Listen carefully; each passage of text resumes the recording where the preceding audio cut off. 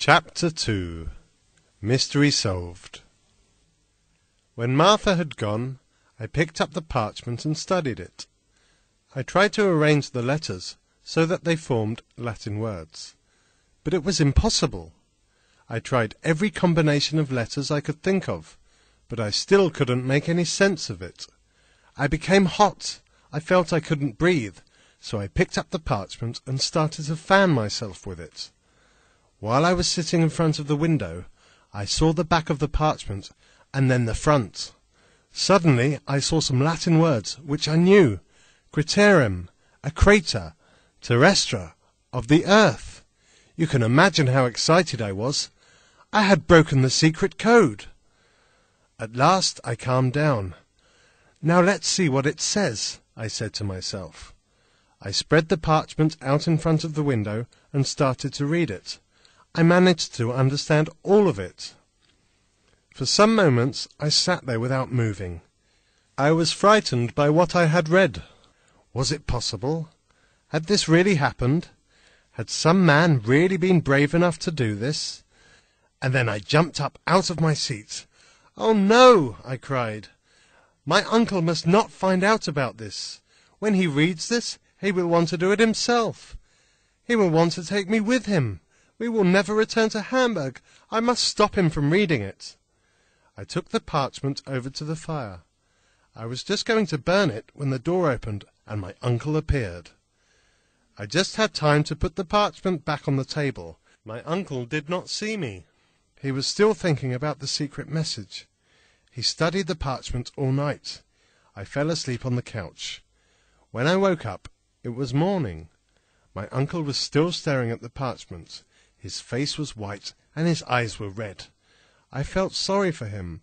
I knew the secret of the parchment, but I could not tell my uncle.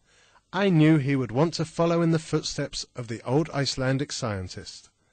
That would be very dangerous. The morning passed. There was no breakfast and no lunch. I was very hungry. I started to change my mind about telling him of my discovery. Surely I could stop him from making such a dangerous journey.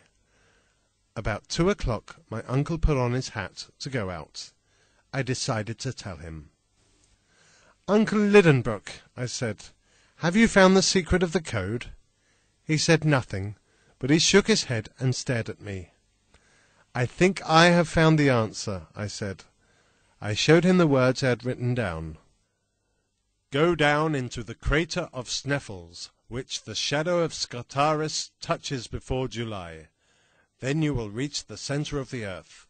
I have done this. Arne Saknussemm." When my uncle read this, he gave a great cry and jumped to his feet. Books flew everywhere. He walked up and down for a few moments. Then he turned to me. He asked me the time. I told him it was 3 o'clock. My uncle was surprised. "Is that the time?" he asked. "We must have some lunch and then pack my box." "What?" I asked. "After that, pack your own box," he said.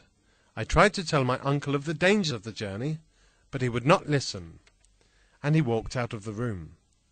We ate lunch together, and then he called me into his study. "Axel," he said kindly, "you are a very clever young man, and you have helped me greatly.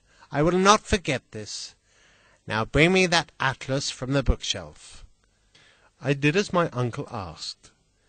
He showed me the places Arne had written about on the map of Iceland. I saw that Sneffels was a huge mountain, nearly 2,000 meters high.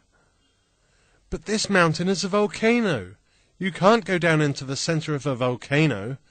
You would die of the heat," I said. My uncle smiled. "But Sneffels is an extinct volcano. It has not erupted since the year 1229. Now it is quite cold. Sneffels has several craters. Only one leads to the center of the earth. Arne tells us that the mountain Scartaris casts its shadow over this crater at the end of June. But everyone knows that the center of the earth is very hot. It is impossible to go there and come back alive." My uncle smiled. "Impossible, is it? Well, we are scientists, and we should go there and see for ourselves. We leave for Iceland the day after tomorrow.